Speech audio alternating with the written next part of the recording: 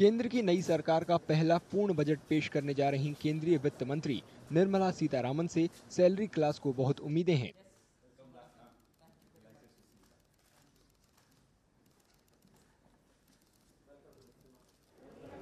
Income tax में और छूट सैलरी क्लास की पहली ख्वाहिश है।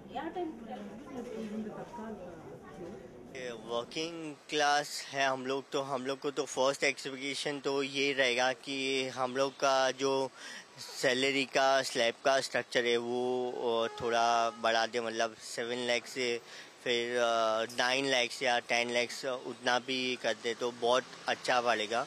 क्योंकि हम लोग का एज अ वर्किंग क्लास हम लोग का जो भी पैसा जो भी जाता है वो मोस्टली हम लोग का टैक्स पे में और बाकी बहुत सारे टैक्सेस हैं। मिडिल क्लास का एक सेक्शन इनकम टैक्स में स्टैंडर्ड डिडक्शन और बढ़ाने की चाहत रखता है। अगर ऐसा होता है तो उनके हाथों में ज्यादा पैसा बचेगा। इसका इस्तेमाल वे मेडिक्लेम जैसी पॉलिसी खरीदने में कर सकेंगे। स्टैंडर्ड डिडक्शन कुछ 50,000 है, उसको बढ़ा के 10 लाख रुपया तक कर दे।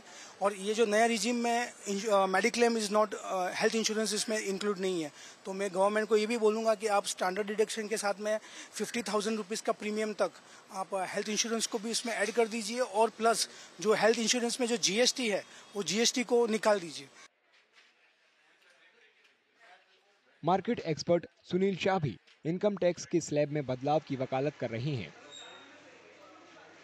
Obviously, the expectation in this ensuing budget is, especially salaried people, they want that that income tax limits should be raised further.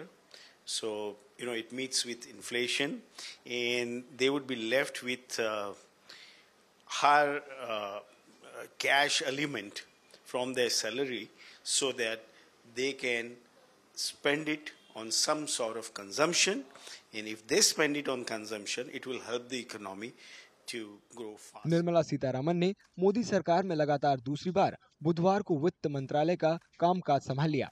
वित्त मंत्री को न बदलने का पीएम मोदी का फैसला सरकार की आर्थिक नीतियों को बरकरार रखने की ओर इशारा करता है।